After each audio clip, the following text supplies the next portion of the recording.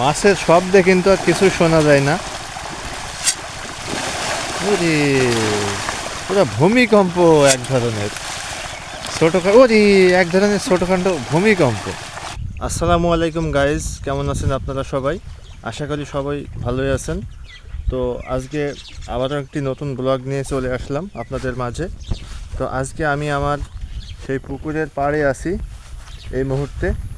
পুকুরের পাড়ে আসলে এই যে এইগুলোকে বলে এক প্রকার ঘাস, যেটাকে আমরা খড় বলে থাকি। এগুলো দিয়ে কিন্তু এই যে ঝাড়ু তৈরি করা হয়, ঝাড়ু দেওয়ার জন্য যেটা বারুন বলে। তো ওই ঝাড়ু তৈরি করা হয়। আর অসাধারণ এই প্রাকৃতিক দৃশ্যটি খুবই উপভোগ করার মতো একটি দৃশ্য। এই যে এই পাশে কিছু কলা গাছ রয়েছে। পুকুরের চারিদিকেই কিন্তু কলার একটি মানে গাছ রয়েছে, কলার গাছ রয়েছে। এই এই সাইড থেকে পুকুরের দৃশ্যটা কিন্তু আরেকটু ভিন্ন রকম লাগে দেখতে। এই যে দেখুন, আমি ওই যে ওই ব্যাগ আছে ওইখান থেকে দাঁড়িয়ে আমি মাছগুলোকে খাবার দিই, ওইখানে খাবার ফেলি। সব মাছ ওইখানে যেয়েই কিন্তু খাবার খাই।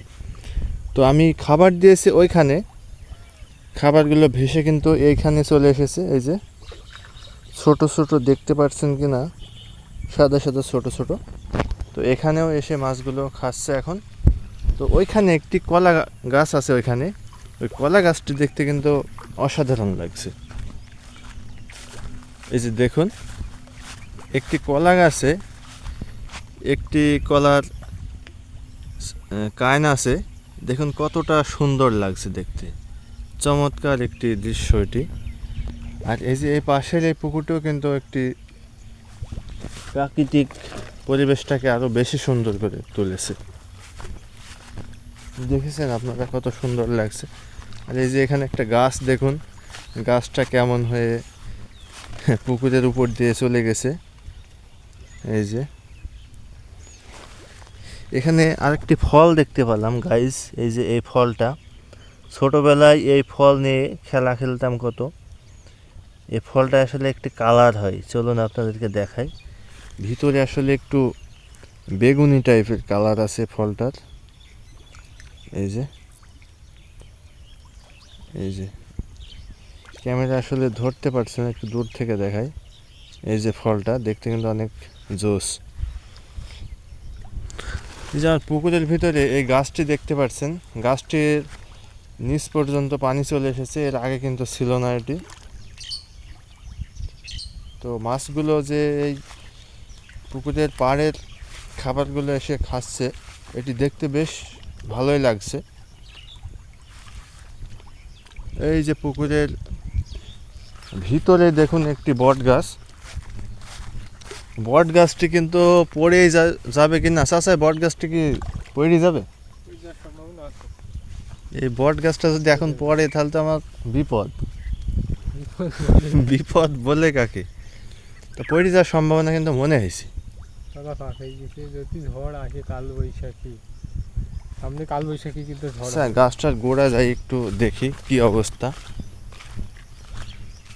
বলা যায় না, গাছটা পড়ে গেলে আমার তো মাছ মারা যাবে না। শক্তিশালী আছে, তবে তো বেশি শক্তিশালী নাই।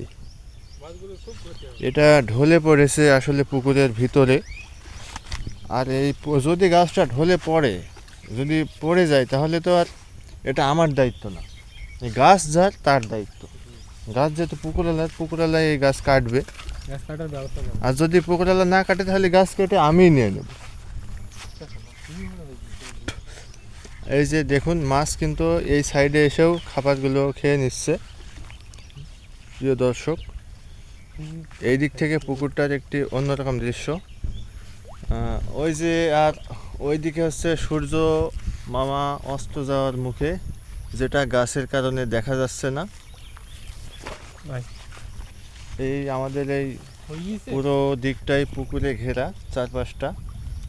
চারপাশই পুকুরে। যে এই পুকুরটাতেও মাছ ছেড়েছে কিছুদিন আগে। দেখুন কি সুন্দর লাগছে, পুকুরটা পরিষ্কার। ওই যে ভিতরে একটু মানে গাছ ফেলে রাখা হয়েছে, একটু গাছের ডাল, যাতে মাছগুলো ওখানে আসতে পারে, বা ওখানে মাছ ধরতে যে একটু ঝামেলা হবে যদি চোর আসে। আর কলা, খেজুরের গাছ আছে, খেজুর কি পেকেছে কিনা চলুন দেখে আসা যাক। চাচা এই খেজুর দেখে আসি পাইকিস কিনা। চলুন, খেজুরের গাছ আছে পুকুরের পাশে। তো খেজুর কিন্তু কিছুদিন মানে প্রতিদিনই পাকে, গাছের থেকে পাকে, যেহেতু এখন খেজুরের সময়, পাকার সময়।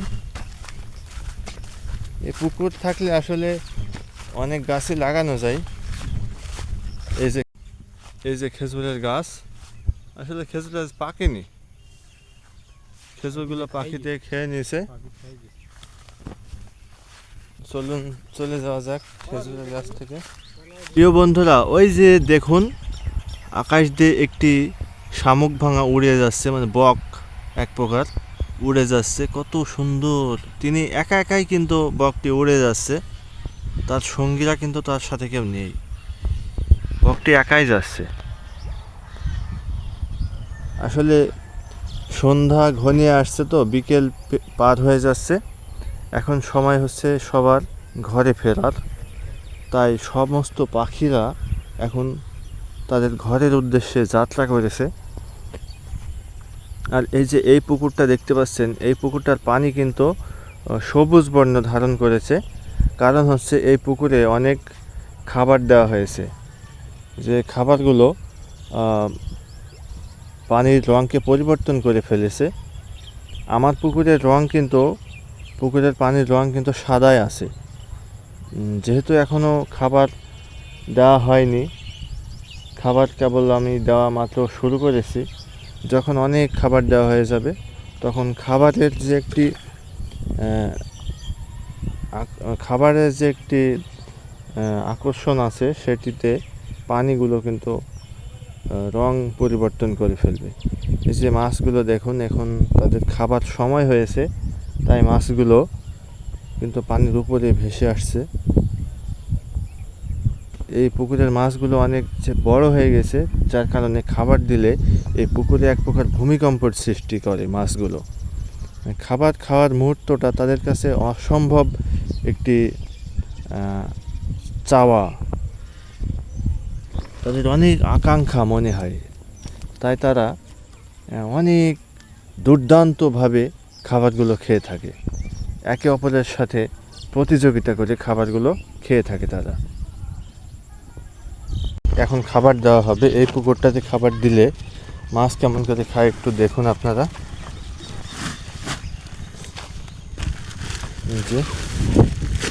এই যে খাবারের একটি বস্তা, খাবার এখানে এসেছে, মাছ খেতে বুঝতে পেরেছে। দেখুন মাছ খাবার জন্য আগে থেকেই কিন্তু লাফালাফি করছে খাবার জন্য শুধু। চমৎকার একটি দৃশ্য হতে চলেছে প্রিয় দর্শক। প্রথমে সে সুতাটা টান দিয়ে ছিঁড়ে নিল, কিন্তু তাকে আমি সহজ একটা বুদ্ধি শিখে দেবো আজকে, টান দেওয়া লাগবে না। তাই যে এটা খোলা শিখিস নি, আরে তোকে আজ আমি শিখিয়ে দেবো, দাঁড়া। এই যে খাবার নিচ্ছে, খাবার নিবে তারপর ফেলবে। দেখুন কি ধরনের মানে লাফালাফি করে, এত লাফালাফি করে তারা খাবার খাবে, অসম্ভব একটি দৃশ্য। এই যে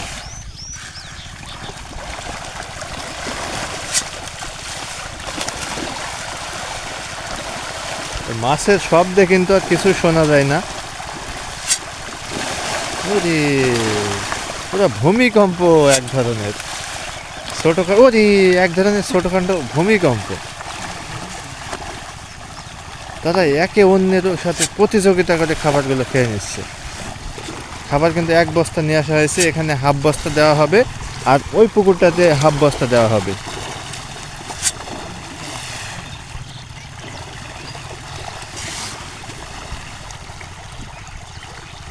এই যে খাবার দেওয়ারও কিন্তু একটা সিস্টেম আছে, খাবারগুলো এমনভাবে ফেলতে হবে যাতে গোল হয়ে পড়ে আর সমস্ত মাছের কাছে যেন খাবারগুলো পৌঁছায়। আপনি যে এক জায়গায় ফেলে দিবেন সেটা কিন্তু হবে না, একটু ছিটিয়ে ফেলতে হবে যাতে সবাই খেতে পারে, না হলে মাছের সাইজ অনেক কম বেশি হবে। মাশাআল্লাহ মাশাআল্লাহ, কি সুন্দর মাছ। প্রিয় দর্শক, আপনারা ইতিমধ্যে দেখছেন আল্লাহর একটা মাছ কত বড় একটি সৃষ্টি। যারা পানিতে বাস করে তাদেরকে আলাদাভাবে খাবার দিতে হয়। প্রিয় বন্ধুরা, এই মনোরম একটি দৃশ্য, যে মাছকে খাবার দেওয়ার দৃশ্য, এটি আপনাদের অবশ্যই ভালো লাগবে, কারণ এটি একটা অসম্ভব মানে স্ট্রেঞ্জার ব্যাপার, ইনক্রেডিবল যেটাকে বলে। আসলে খাবার কিন্তু শেষের পথে, মানে হাফ বস্তা দেওয়ার কথা এখানে। এই যে হাফ বস্তা কিন্তু হয়ে গেছে, ওই যে অতটুকু আছে, আর হয়তো সে দেবে না খাবার, এখানে শেষ।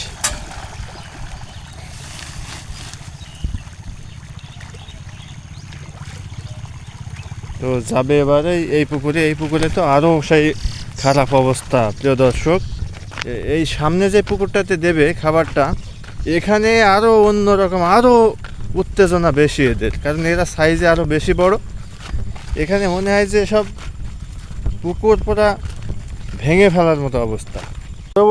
পরবর্তী পুকুরে আসা হলো, এই যে খাবার দেওয়া হচ্ছে পরবর্তী পুকুরে। এভাবেই কিন্তু 4-5টি পুকুরে খাবার দেওয়া হয়।